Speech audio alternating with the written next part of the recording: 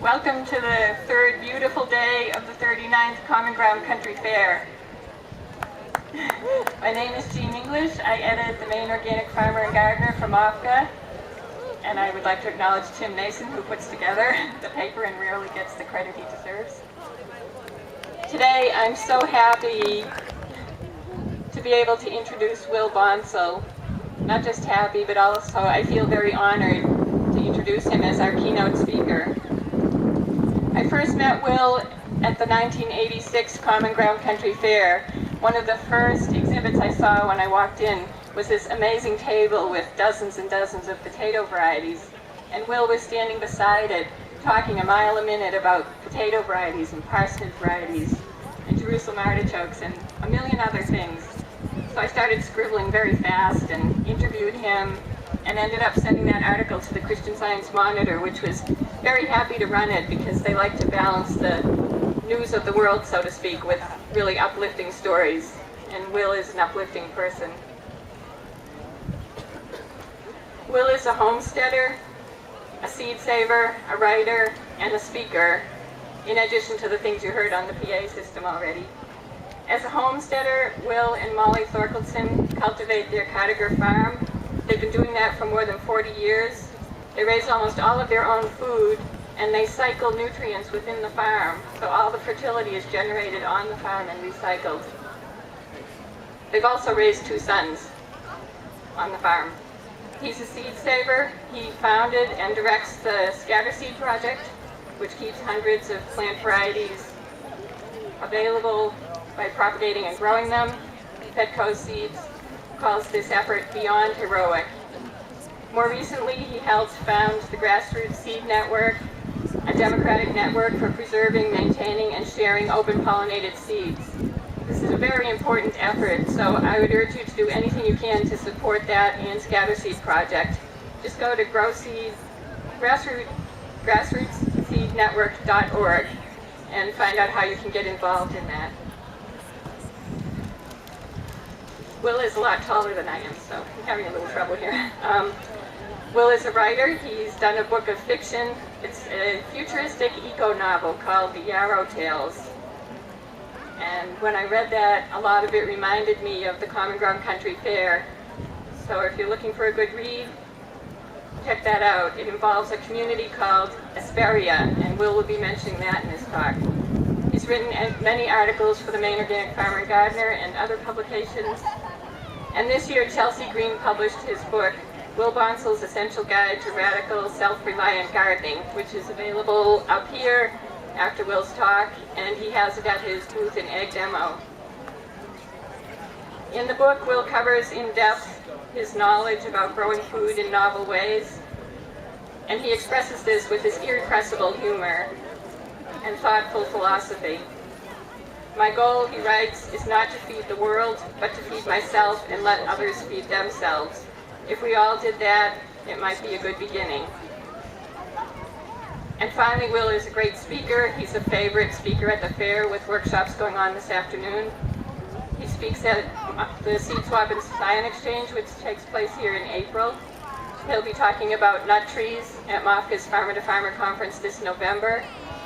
And finally, he'll be giving today's keynote speech, Organic and Sustainable, a deeper look. Please help me in welcoming Will. Thank you.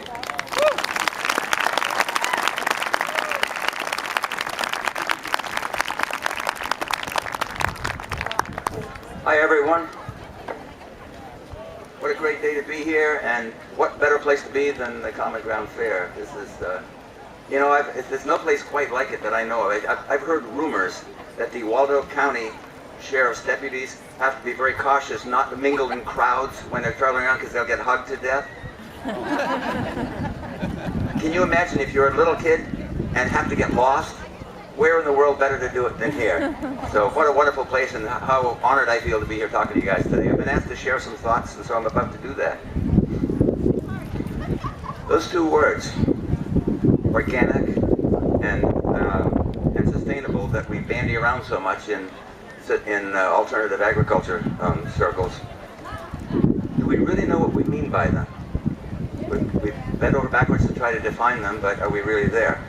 Because let's make no bones about it, they are very radical ideas, and whenever we see them gaining mainstream acceptance, we need to watch out whether, in the words of the old song, something's lost when something's gained in living every day. To be perfectly organic and perfectly sustainable is to hew to a very extreme line.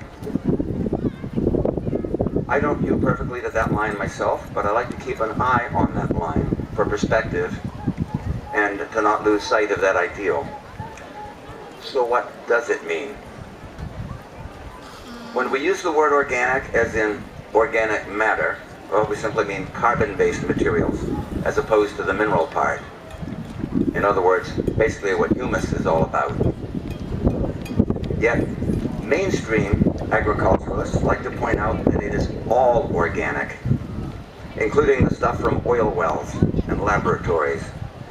Isn't that what organic chemistry is all about? Indeed, it's all natural, since everything somehow comes from nature. Well, clearly there's some distance between our definition and theirs, but at least we all know what we mean by it, don't we? Or do we?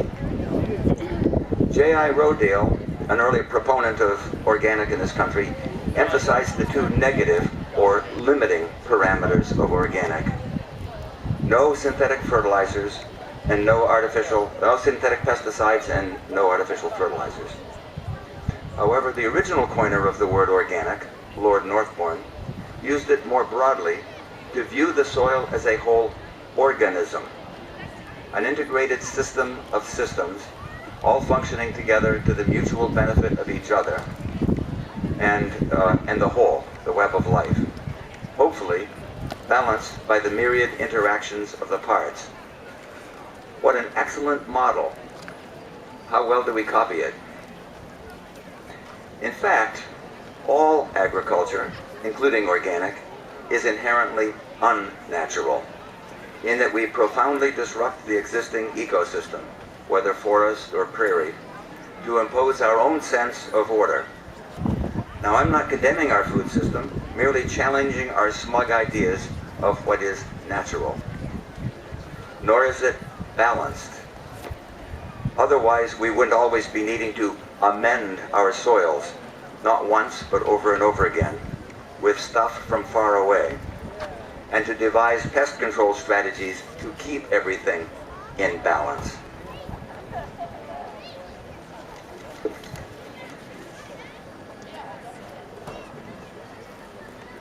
So what about the word sustainable? What's all that about? In most contexts, the word refers to something that can continue again and again indefinitely, without constant reliance on external inputs. In other words, the opposite of a support system. As with the word organic, the need for repeated applications of imports from outside the system belies the very use of the word sustainable. Just for example, the University of Maine has a sustainable ag program which assumes the use of fossil fuels and petroleum-based materials and includes some use of synthetic pesticides. It doesn't exclude them, but it aims to greatly reduce them. And I say, that's wonderful. Really, I'm all for compromises. I'm all for incremental change and less than ideal compromises. I just like to recognize them as such. I make expedient concessions every day, and I call them that. I aim for something better, but meanwhile I don't like to kid myself. I began my working career at the ripe age of 16 in the mining business. Copper, lead, zinc, silver, that kind of stuff. And I left it in favor of the recycling business, which is what organic farming is, or purports to be. But when I saw all that emphasis on bought-in minerals like lime and phosphate and sulfomag and azomite, I had to ask myself, didn't I get out of that business? And what about all that disposable black plastic mulch and polyester row cover and irrigation tape? I know some people insist that these are organic and that they are consistent with organic, Well, then some people insist that Elvis is still alive. These are some people's answers to the problems of disturbing nature to grow food. And I don't so much quibble with people's answers. I'm more concerned about the questions they ask or don't ask to arrive at those answers. Again, I make compromises every day. Meanwhile, I don't want to kid myself. One of the main challenges to maintaining soil tilth is the minerals. After all, the organic part is composed of carbon, hydrogen, oxygen, nitrogen, all freely circulating around in the air and water around us and easily sequestered by the soil community if we just manage them prudently. The mineral part is a particular challenge because they're either in the soil to begin with or they aren't. And if they aren't, they must be brought in to the soil. They won't get there by themselves. Of course, there's the matter of erosion. Soluble minerals such as boron can be washed away or leached downward, or in a few cases like iodine, can evaporate upward. Now, stemming that kind of erosion is relatively easy using good management practices like terracing or contour planting or minimum tillage or mulch. But the greatest form of erosion is the hardest to avoid because we don't even recognize it as erosion, and that is the marketplace. Well, of course, the whole point of growing crops is for others to eat them, but unfortunately those eaters are far from the land, and thanks to a modern convenience called the flush toilet, those nutrients are never going back to the land whence they came. At best, they end up recycled into sludge compost to be spread on golf courses and park lawns. Due to the uncontrollable contamination by heavy metals and other chemicals, it cannot be applied to organic food crops, even though that is potentially the most organic practice of all. In other words, that fertility cannot return whence it came. It is not an organic cycle. It is a broken chain. The lost nutrients must be replaced from elsewhere, must be mined and processed and carried to our fields with a huge carbon footprint. I hope we're beginning to see that the problems of sustainable agriculture are not just the farmer's problems, nor is the farmer capable of solving them alone. They are part of the larger problems of our civilization, along with sustainable energy, sustainable technology, sustainable population, sustainable defense, etc., etc. My own personal approach to sustainable soil tilth is more feasible for self-sufficient homesteader types like myself than for most market gardeners and farmers. The food I grow is eaten by my family, and our bodily wastes are composted and returned to the soil over and over again, indefinitely. I'm a bit extreme about this. No, we don't require dinner guests to stay till they've used the privy. But yes, when I die, I hope to be cremated and spread on the land which sustained me in life. I say, forget about my mind. A corpse is a terrible thing to waste. I'm not trying to derive cash income from my crops. We get that from other sources, including writing and talking about farming. Well, hooray for me. But what about others who indeed need to grow and sell crops for a living, and thus need to send their fertility off to the marketplace? Is there anything they can do in a real and imperfect world to increase their real sustainability and to mend some of those breaks in the cycle? There are indeed. But first, it helps to have in our mental toolkit a concept for which I have coined the word eco-efficiency. Every organism, whether mushroom, mouse, or magnolia, requires a certain amount of earth stuff, let's call it, energy and matter, to become itself. As it dies and decays or is eaten, that stuff is released and passed on to other life forms. a form of immortality that doesn't require faith to believe. However, there is plenty of loss at every level of consumption, as is shown by the food energy pyramid that we all had in our high school biology text. And that loss is not uniform. It varies enormously from one organism to another. And that is what I mean by eco-efficiency. As that pyramid chart showed us, the producers at the bottom, all plants, are the most eco-efficient. The rest of us, animals, microbes, etc., don't produce anything at all. It's kind of humbling. Rather, we all consume, only at different orders of magnitude. Even among plants, not all species are equally eco-efficient. For example, Brussels sprouts are real shirkers compared to, say, rock maples trees. On the other hand, I can use or sell Brussels sprouts, which I cannot do for human food, which I cannot do with maples. Given that understanding, we can do several things. For example, we can all become vegans. No, really. That alone reduces your eco footprint by about 90%. Not interested? Okay then, let's just look at the crops themselves, regardless of whether they're used to nourish people or livestock. If we allow enough cropland for a generous green manure rotation, we can produce food for the crop plants that feed us, or our customers, or our critters, without the ecologically wasteful importation of organic matter from away. Now that's organic matter. As for the minerals, we should first make sure that they are indeed not there already,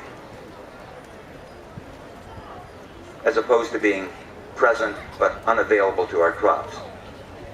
A laboratory test doesn't tell everything. After all, what is soil but a vast array of ground up mineral particles? Some of those particles are too large to be soluble or too deep to be accessible. Well, some plants have the magical talent of eating those rocks, dissolving them, and assimilating them into the organic system, where they eventually become available to other plants, which are less resourceful, and ultimately to us. Just for example, some sedges and ferns and horsetails are able to dissolve silica, think glass, and render it usable by, quote, higher plants, which incorporate it into their outer layers, sort of like armor. Again, buckwheat has a curious ability to dissolve the mineral apatite, calcium phosphate, which is common in most soils, but which most plants cannot appropriate for their own use. Again, lichens can dissolve feldspar particles, releasing the calcium and potassium in them. Before we go fetching in lots of stuff from outside of our farm system, perhaps we should be sure that we're making good use of what's already there. Even minerals which are comparatively abundant can be locked in precipitate form, particularly on burned out or overcultivated soils. High humus levels, and I don't mean like those found in most organic gardens, but rather like forest soils, will form an environment where soluble nutrients will remain soluble without leaching or evaporating away. Rather than obsessing over pH or NPK, we should be focusing on creating ever more humus. As for those minerals which are too deep for crops to access, either because of leaching or because that's where the glacier deposited them, we should bring them up into the biosphere, up into the world of the living. Our wimpy crop plants are mostly too shallow rooted to do the job for themselves, but other plants are up to it. For example, yellow dock and dandelion and alfalfa and sweet clover are able to delve down deep into that netherworld and pump up precious minerals up to the surface via their extensive taproots. By including them in our green manure rotation mixes and in our hayfields, we can enhance the tilth building process at all levels. If we have forest nearby, and any sustainable farm system should include some forest, we have a ready source of minerals from great depths. Forest trees, especially old-growth hardwoods, are unsurpassed for reaching down and dissolving and bringing up the whole gamut of minerals. Whether in the form of tree leaves, or chipped graymeal wood, or ashes from our cook fires, these mineral-laden residues can enrich our cropland soils without ever having to send away for them.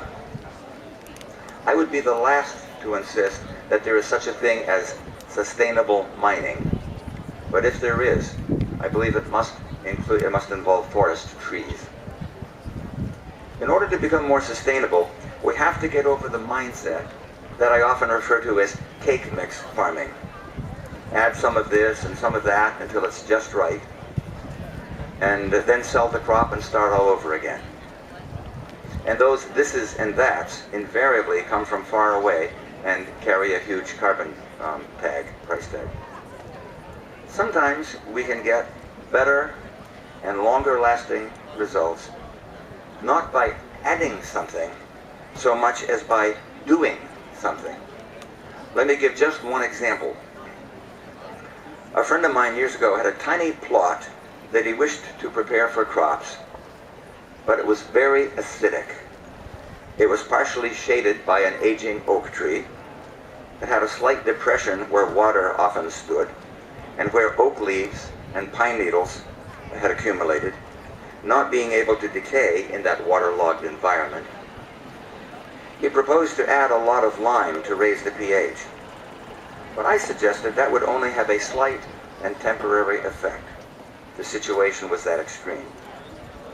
Instead, at my recommendation, he dug a shallow ditch to drain the excess water off, and he dumped the ditch dirt into the depression to raise it slightly. He cut down the sickly tree so that sunlight could reach the soil, and of course he dug up the plot, which allowed oxygen to penetrate the newly drained soil. And now the very leaves, which when cold and matted had contributed to the acidity, now had just the opposite effect. Aerobic bacteria accelerated their decay into buffering humus.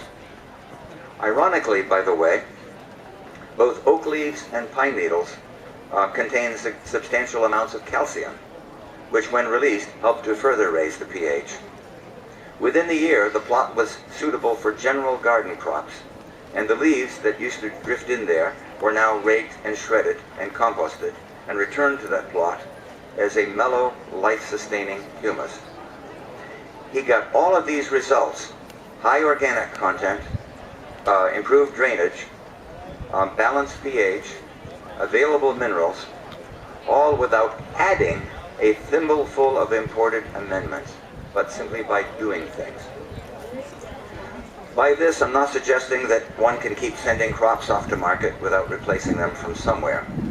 But as I describe in more detail in my book and in my classes, there are some things we can do, and more that we must do, to reduce the deficit caused by our persistent sending of nutrients away from the place of their origin. Ultimately, the solution may be less a matter for agriculturalists and more for sanitary engineers, who may find a way to segregate our bodily wastes from the toxic contaminants that render these wastes useless for food production. Even if you are not an organic gardener or farmer and buy most of your food from the store, there is still plenty you can do to make our agricultural system more sustainable. Keep your food shed as small as possible. In other words, buy and eat local. I once saw a bumper sticker that said, "To hell with organic, buy local." That saddened me, because it showed an ignorance of both organic and locavorism. If a farmer right in my town produces a crop for market using imported fertilizer, or even manure from animals fed on imported grain, and using synthetic poisons from Monsanto or wherever, does it become local just because this house happens to share my zip code? Conversely, if my food co-op offers Armory-approved winter vegetables from California or Chile or China, just how organic is that anyway? Organic and local are two sides of the same coin. You cannot sell out one for the other. And lest anyone assume that a locavore diet would be monotonous or limited, just take a look at the diverse offerings in the MOFGA Organic Price Report. And that's not at all complete. Many growers don't report, plus there are many small growers who are not certified, but organic nonetheless. In any case, it pays to know your grower. In addition to the usual fruits and veggies, Maine organic farmers and gardeners are producing grain and grain products, soybeans, such exotic items as tempeh, shiitake mushrooms, fresh ginger, even rice. Once when I was in Barrels, a wonderful store in Waterville selling Maine-grown and Maine-made products, I was delightedly surprised to see not one, but a few brands of vegetable oil, mostly sunflower, grown and pressed right here in Maine. Price-wise, these products do not and cannot compete well with stuff from away, nor should they have to. The competition has huge advantages of scale, heavy mechanization, distribution system, and cheap migrant labor. However, such local foods do give us a chance to vote on what kind of a food system we want. We only get to vote at the polls once a year, and is anyone really listening? But every time you stand at the checkout counter with your wallet open, your dollars are voting. And believe me, someone is paying close attention to what your purchases have to say. So be sure not to throw away your vote. Just by the way, it disturbs me sometimes when many organic farmers complain that the public will not pay their justifiably higher prices, but then they themselves often turn around and buy Walmart food. How can we expect others to support us if we won't support ourselves? Now, up to this point, I've spoken only about sustainable farming. After all, this is MOFGA. But that's only part of the sustainability picture. A truly sustainable agriculture cannot exist outside of a truly sustainable society, and with a sustainable economy, and a sustainable technology, etc. Earlier I mentioned the dilemma posed by our sewage disposal system, but that's merely one example. Our entire agricultural system, even including organic, is predicated on machinery. And I say, well might it be. Filling all of our needs by the drudgery of hand labor is unrealistic, if not impossible, physically impossible. It would inevitably lead us back to some form of human slavery, which we're far too close to even now. Even the use of animal slavery, such as horsepower, is sustainable only insofar as we have lots of spare land, which we don't. Granted, it is generally preferable to gas-powered machinery, but are those the only alternatives? Can we find anything better? Let me make it clear right now that I am not a traditionalist. I'm not Amish, I'm not a Luddite, I'm not a reenactment buff. I do not seek to go back to the good old days, those halcyon times where women stayed in the kitchen, workers knew their place, and colored folks kept to themselves. My vision for a sustainable future does not look like a Currier and Ives print.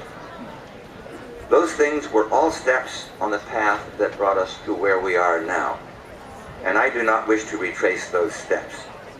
Living history museums do not evoke a sense of nostalgia for me.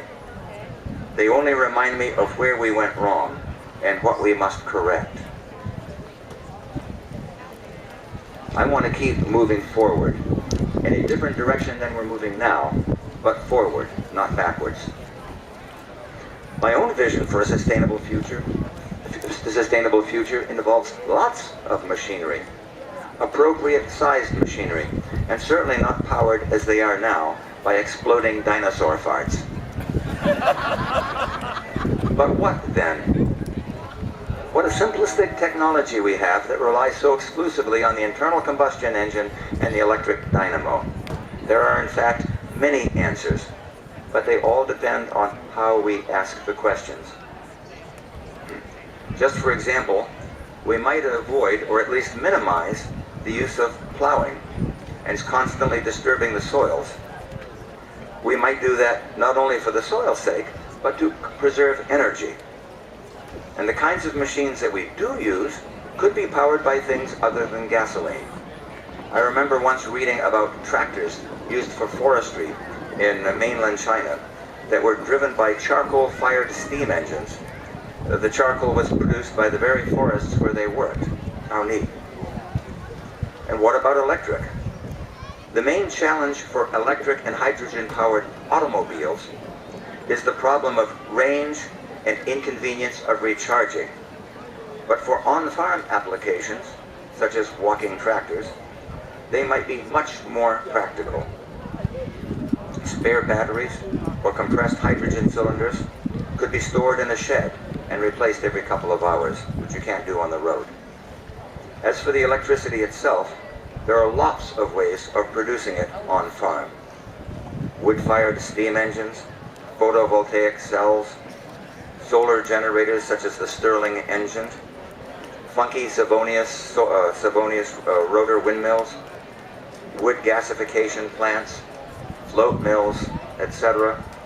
The overall complication and limitation is the storage and the portability of that power.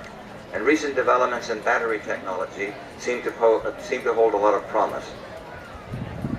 Those factors which limit electric and hydrogen-powered vehicles on the highway may not be problems in our fields and gardens. The important thing is that they do not release fossil carbon, and thus they give us the potential to be truly sustainable and organic in the most profound sense of the word. We need to take a hard look at all of those. I'm more of a farmer than an engineer. However, I am aware that there are many more alternatives than we are exploiting. Okay, so aside from fossil fuels, what about all those synthetic materials used by organic growers no less than their conventional counterparts? The black plastic sheets, the remay, the seedling trays, etc. Don't they all come from oil wells? Yeah, they do. But they don't have to. When we think of polymer, plastics, and such, we assume petrochemicals, but only because that's the cheapest feedstock to use. There are others. For example, cellulose is a polymer. Indeed, soluble cellulose is the basis for cellophane packaging, which has been largely replaced by polypropylene. Camera film used to be derived from cellulose, along with sound recording tape and rayon cloth.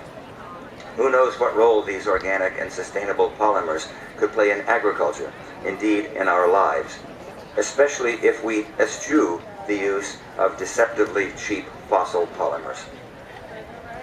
Now, of course, the watchword of sustainability is recycle. So are these wood-derived polymer materials recyclable?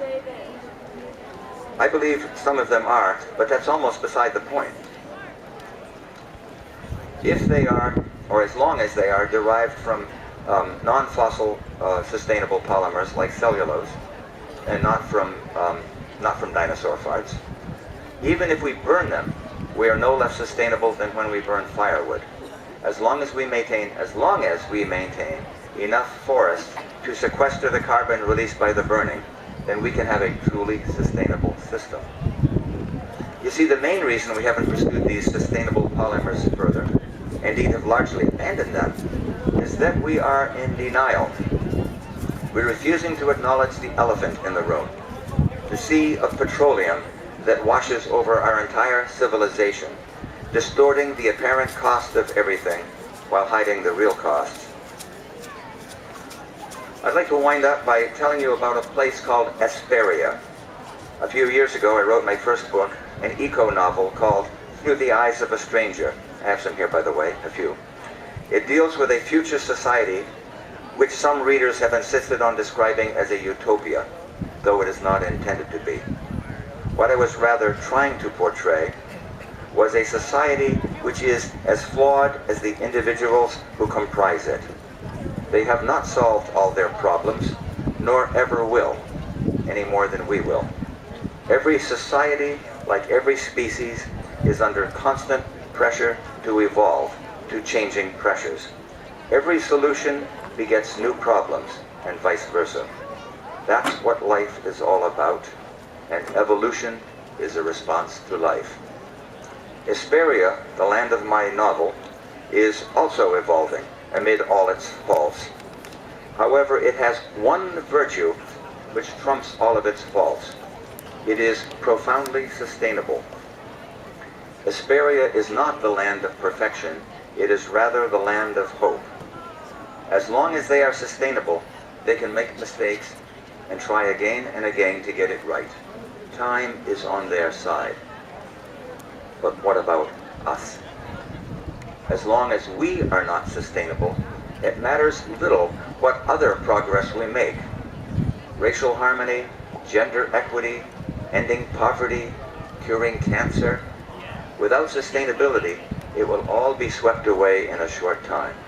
It will be like rearranging the deck furniture on the Titanic while ignoring the iceberg straight ahead. We must all come to recognize that our gardens and farms have no borders, and we must integrate them with the larger world. If we hope to even approach sustainability, we must do some deep accounting. We must keep asking ourselves the difficult questions. What's the real bottom line? And who or what is paying the bill? Organic is about so much more than what we do or don't put on our gardens. It is more than what we eat. It is how we choose to live our lives today and how we envision our future. Thank you.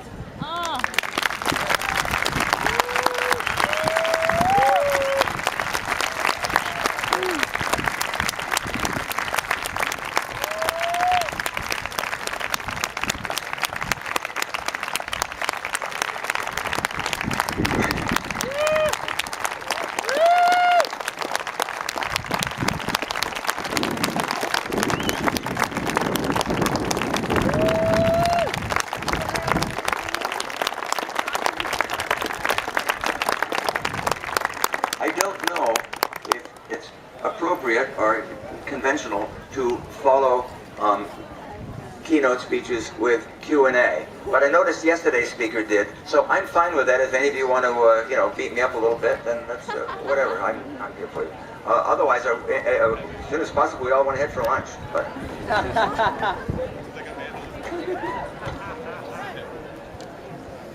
yes. Okay. What do you? I am totally in sync with you about trying to step towards sustainability in whatever increments you can. One of the things I try to do, because I hate... Closer and yell a little louder, and I'll repeat it on here. I hate paying for petrochemicals, so I can try to find where it's on the way. Like, I'm afraid to even say what I do because I've shown other people and I'm trying to find it. But I have a recycling product that I use for them.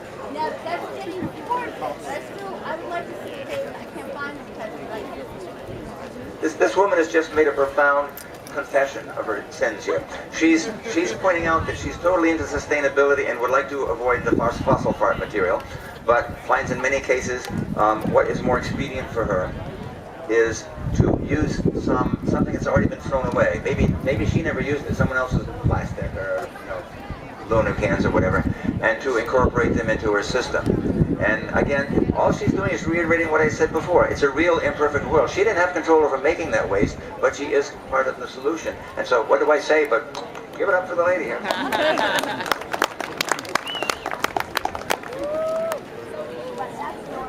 Anybody else? Would you mind coming up a little so I can hear you better?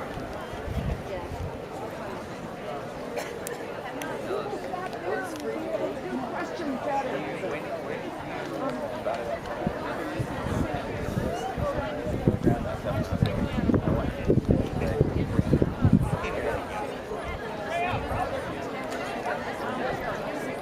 Edie Parker's got a great question here, and again, she thinks she's confessing her sins, but I'm very quick to forgive.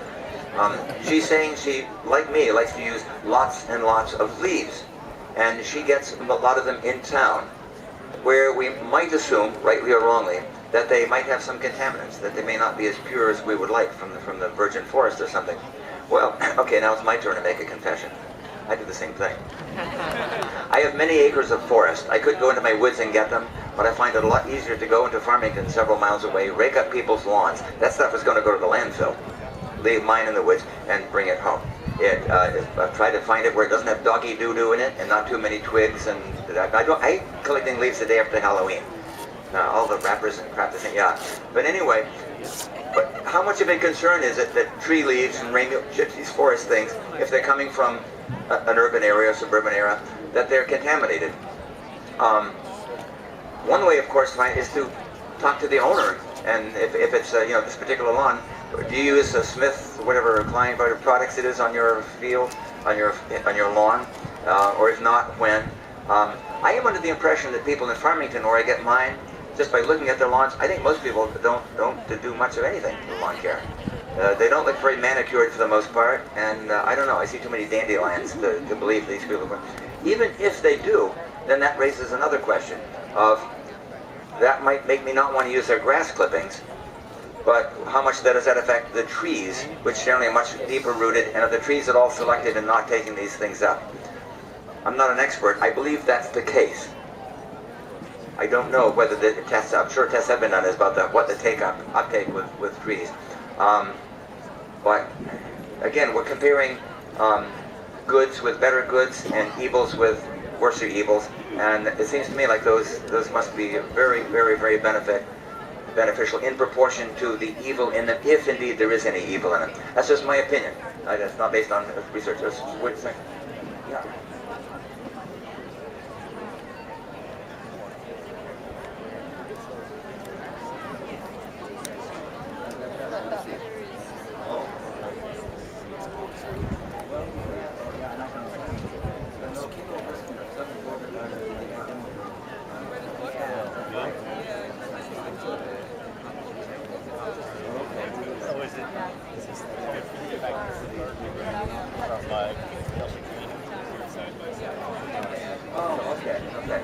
It seems to me rather crass to use this podium for a commercial pitch, but I was asked to. Heather said I should.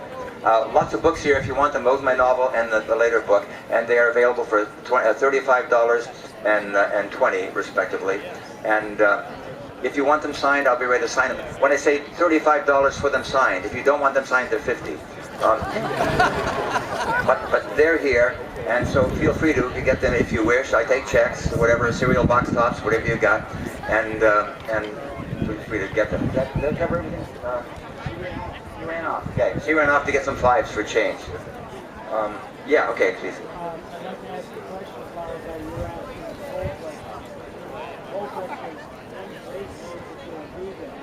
Okay. and then once you got these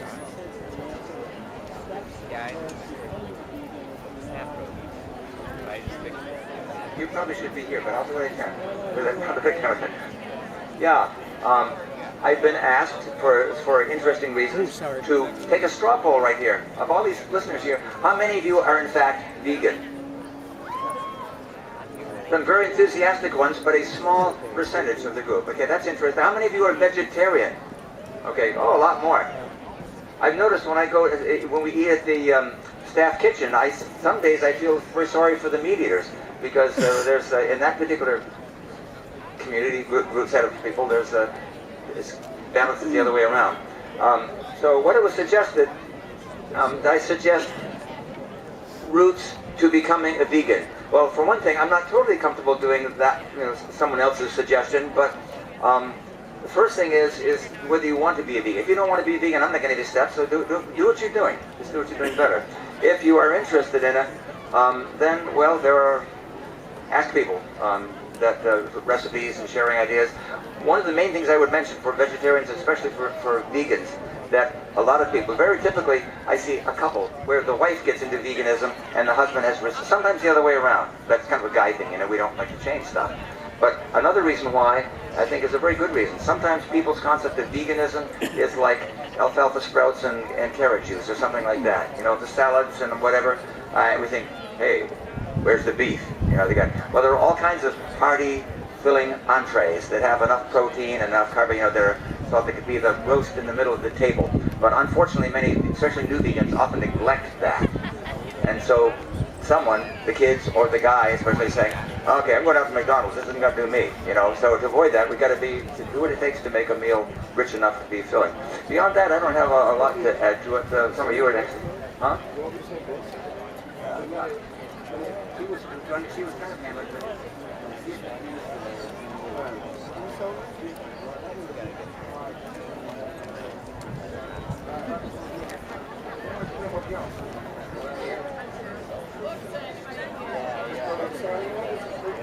Okay, sorry.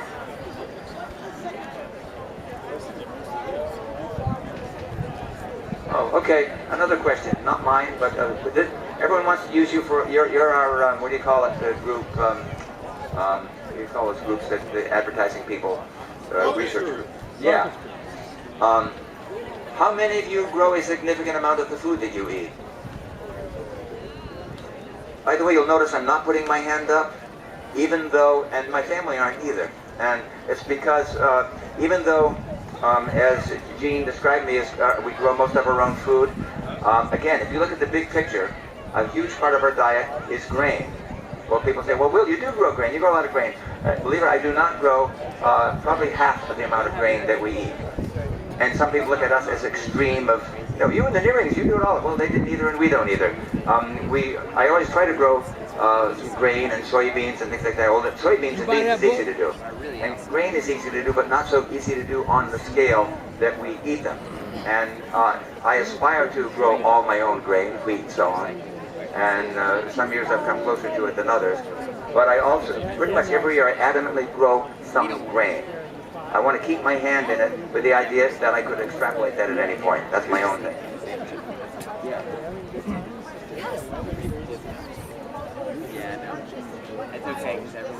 Okay. You're asking me or asking me to ask them? Okay. She's asking me what distance do I consider to be local? And I have no answer at all. But being me, I will give you one anyway. It depends a little on what your priorities are, and it depends on what the thing is. I mean, I expect a lot of the easily grow my tomatoes. I expect those to come within 100 feet of my kitchen sink. A whole lot of those vegetables. The grain, if I'm growing some grain, buying some, well, if the best I can do is get it from Vermont, although increasingly we can buy it in Maine, then I shoot for this. I can't give a single cut and dry black and white answer to that, but depending on the food, I get it in town if I can, or very, very locally. There may be someone locally who grows the stuff, but the way they like it, they like to put all kinds of junk on it that I don't approve of or something. There's different parameters to consider. So my answer is kind of a non-answer. Yeah.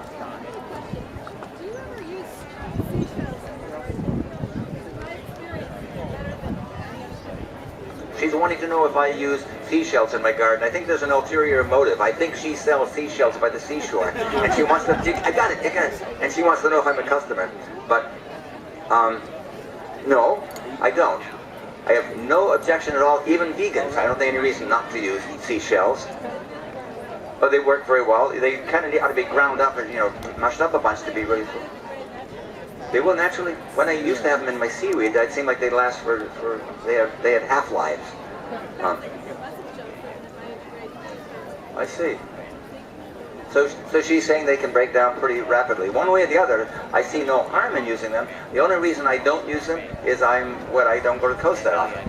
There's all kinds of other things that get that are much closer. That would be pretty close to a sustainable, however, source of calcium for your soul. Instead of and some phosphorus and some, although leaves, I pretty much look to maple leaves to produce, and several kinds of leaves, particularly maple, to be sources of calcium and phosphorus both. It takes a ton of leaves to get what 100 pounds of, let's say, bone meal would get, but it's easy and a few seashells. But on the other hand, my land produces vastly so much more. with all kinds of other benefits like having trees. Yeah.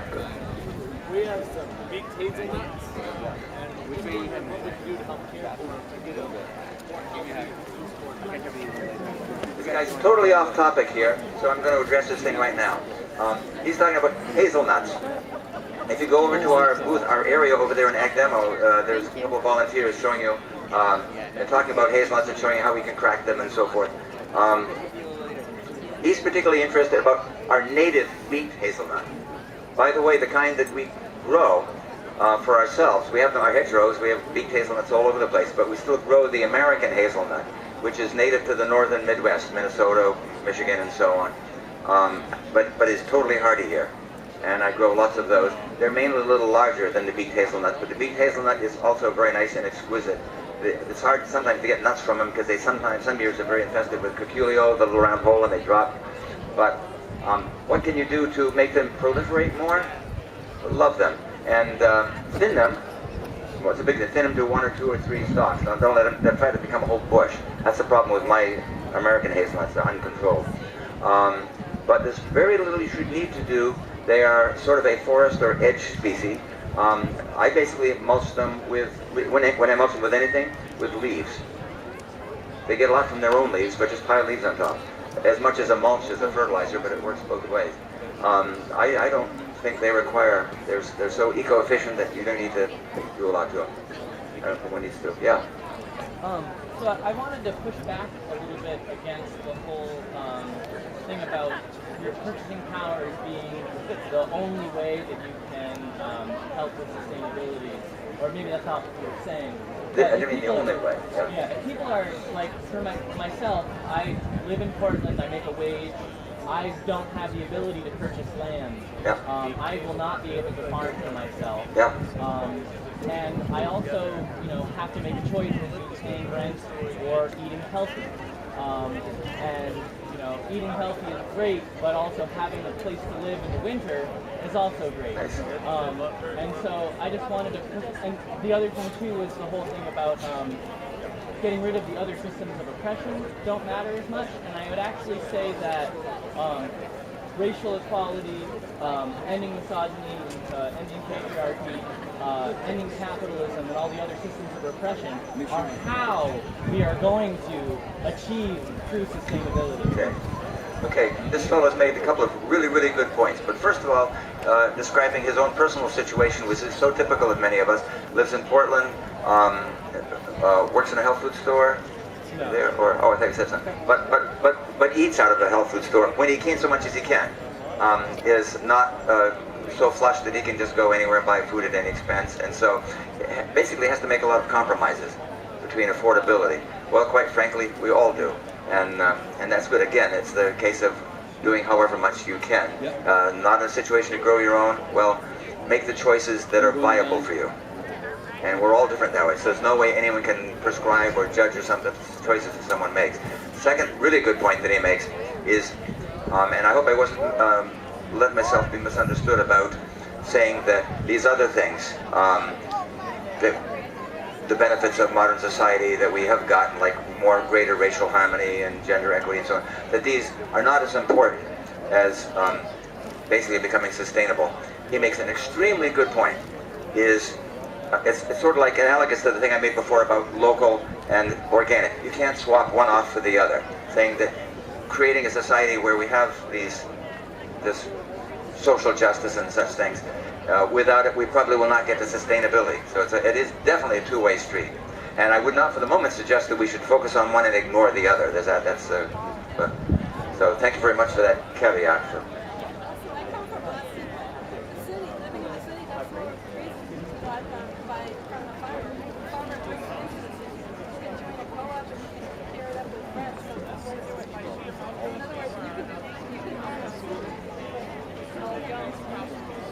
So this woman makes a good point. She's from Boston, and I mean that in all the best of ways. She's saying that there's options such as the farmers are bringing stuff in, buying co-op and so on, but also things like container gardening. She's not going to be self-sufficient with her little cherry tomatoes in the flower pot, but she's that much self-reliant, that much sustainable, and isn't that better than whatever else we Grow basil inside, grow parsley, a lot of things you can grow outside, yeah. And again, they don't solve the world's problems, but they reduce the world's problems by that much, and there's absolutely no reason we shouldn't all do whatever we're capable of. We're all coming from where we're at. So while I look down my nose at all of you, you can all turn around and look down your nose at me, and we'll all get whiplash. Okay. Any other? I did ride my bike here. Yeah. Yeah, I have a question. You were See, talking he rode his bike here, so that's his vindication. See, we can forgive him for the other thing, but he rode his bike, which is pretty big. I did. I burned a lot of dinosaur parts getting to his bike. Yeah. talking about growing your own grain. Yes. You grow buckwheat. Yes, we do grow buckwheat. This year we grow quite a lot of buckwheat. In fact, you can see that buckwheat. It's over there at our display where we're threshing it and winnowing it and making it into buckwheat flour, the whole stage. I was able to grow up some crops in buckwheat with my bees. Yeah. Yeah.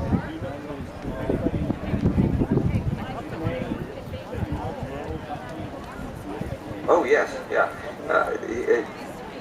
He's growing some buckwheat for his bees, and he's asking, do I know of anyone in Maine who's growing buckwheat commercially? And I certainly do.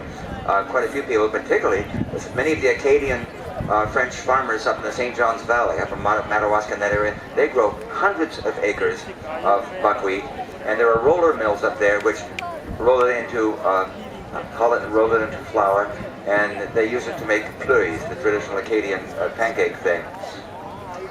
There is some problem with that because that roller technology involves basically you lose the bran and the germ, so it's like white flour, sort of. But, well, even if you wait, I'm saying if you're growing, he's already growing a couple crops a year now for his bees. And what if he expands his area, not just for bees, but for a food crop, even a marketable crop? Yeah, you can. I would recommend you would grow Japanese buckwheat or common buckwheat, not the Tartary type, because that kind, and you can come over to the booth and you can see there's a way you can, even at kitchen scale and at several small intermediate scale technology, can easily make it into flour that you can sell the flour. If you're thinking of getting into selling kasha, talk to someone else. I don't know. I adore kasha, but I've not been able to find out. It's easy to make buckwheat flour and probably feasible to make soba noodles. I do that a little bit, and whether commercially or not, but I don't know anything about kasha. Well, even then, buckwheat flour will be easy to do.